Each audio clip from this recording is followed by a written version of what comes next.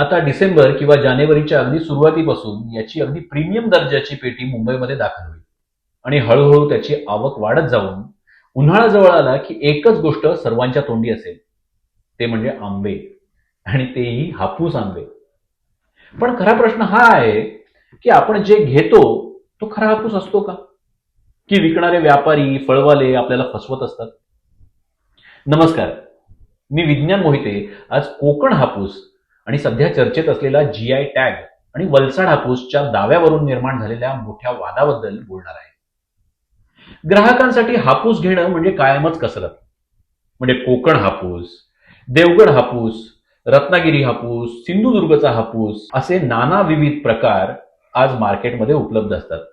त्यात कर्नाटकी हापूस, गुजरात हापूस हेही मागे नसतात. यामध्ये लोकांना फक्त दिसणारा रंग, सुगंध किंवा आकार पाहून लोक आंबे घेत असतात. पण विक्रेतेही अनेकदा कर्नाटक किंवा गुजरातचा आंबा हापूस म्हणून विकतात आणि सामान्य ग्राहकाच्या ते लक्षातही येत नाही की काय खरं आणि काय भेसळ. कोकण हापूस हा जगभर प्रसिद्ध आहे. आंब्यांचा राजा हापूस म्हणजे त्याचा अस्सल मधुर सुगंध, लाल केसरी छटांचा सोलसळी रंग आणि अवीट गोडी. अमेरिका, ऑस्ट्रेलिया आणि नाना विविध देशांमध्ये तर या कोकण हापूसला वेड्यासारखी मागणी आहे. पण अशा हापूसच्या मानांकनासाठी कोकणातील संस्थांनी तब्बल 10 वर्ष लढा दिला होता आणि अखेर 2018 मध्ये कोकण हापूसला जीआय टॅग मिळाला. याचा अर्थ इतर प्रदेशातून, राज्यातून उत्पादित किंवा आलेल्या आंब्यांना हापूस हे नाव कायदेशीररित्या देता येणार नाही किंवा वापरता येणार नाही.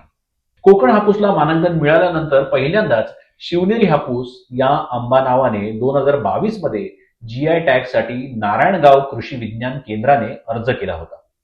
त्यांच्याकडून कागदपत्रही सादर करण्याची कारवाई सुरू झाली होती. पण त्यानंतर अस्सल कोकण हापूससाठी क्यूआर कोड तयार करण्यात आला आणि तरीही कोकण हापूसमध्ये मोठ्या प्रमाणावर भेसळ होतानाही दिसतच असते. त्यात एक नवीन वाद उद्भवलाय, तो म्हणजे गुजरातचा वलसाड हापूस यांनी आता दावा केला आहे. म्हणजे वलसाड हापूस नावाने गुजरातने जीआय टॅग साठी अर्ज केला आहे.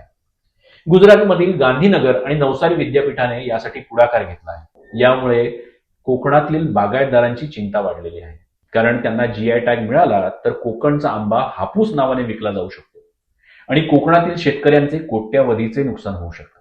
हा मुद्दा इतका गंभीर झाला की महाराष्ट्र विधानसभेच्या हिवाळी अधिवेशनातही यावर चर्चा झाली. कोकणातील नेत्यांनी देखील राजकीय मतभेद विसरून या संदर्भात यंदाच्या नागपूर हिवाळी अधिवेशनात आवाज उठवला. सकाळी भास्कर शेटने हा विषय जोरदारपणे मांडलेला आहे, पण दादा आहेत म्हणून मी मांडतो की कोकणातला हापूस रायगड, रत्नागिरी, सिंधुदुर्ग या जिल्ह्यातल्या आंब्यालाच हापूसचा दर्जा आणि मानांकन मिळालं पाहिजे. वलसाडच्या आंब्याला जे मानांकन देण्याचं धोरण चाललंय त्याला आज आपण सगळ्यांनी मिळून विरोध केला पाहिजे. आपलं सगळं महाराष्ट्राचं सरकार आमच्या कोकणाच्या पाठीशी राहणं या निमित्ताने गरजेचं आहे. कोकण हापूस उत्पादक संघटनांनी स्पष्ट केलं की 2018 मध्ये मानांकन मिळाल्यानंतरही इतर कोणालाही हापूस नाव वापरण्याचा कायदेशीर अधिकार नाही. जसे मलावी म्हणजेच आफ्रिकातील एक देश, यामध्ये ही हापूसची मोठी लागवड झाली होती. पण जीआय टॅगची माहिती मिळाल्यानंतर त्यांनी मलावी हापूस न म्हणता मलावी मँगोज नाव वापरायला सुरुवात केली. म्हणजे जीआय टॅग हे नाव सुरक्षित ठेवतं आणि म्हणूनच कोकण हापूस संघ म्हणतो की आमचा हापूस हा आमचाच आहे आणि हे संरक्षण आम्हाला अबाधित हवं. पण आता आपण समजून घेऊयात की जीआय टॅग म्हणजे नक्की काय. जीआय म्हणजे जिओग्राफिकल इंडिकेशन, एखाद्या विशिष्ट प्रदेशाशी निगडीत आणि त्याच ठिकाणी गुणधर्म मिळवणाऱ्या उत्पादनाला दिलं जाणारं ओळख चिन्ह म्हणजे जीआय टॅग.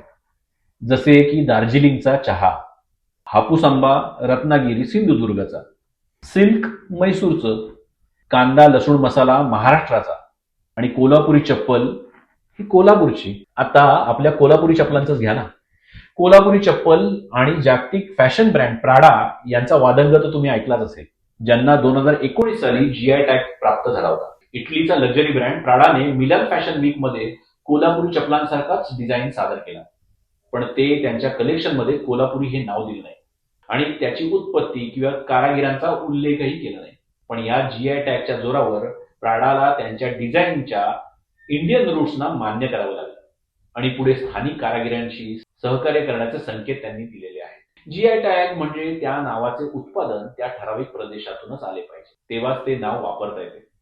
जसे शॅम्पेन हे नाव फक्त फ्रान्समधील एका विशिष्ट प्रदेशातील वाईनलाच वापरता येते. आता जीआय टॅग आणि पेटंट यात काय फरक आहे ते आपण थोडक्यात जाणून घेऊया. यांची उद्दिष्ट. जीआय टॅग एखाद्या प्रदेशाशी जोडलेलं उत्पादन याच्या संरक्षणार्थ असतं, तर पेटंट हे नवनवीन शोध, तंत्रज्ञानाचं संरक्षण यासाठी वापरलं जातं.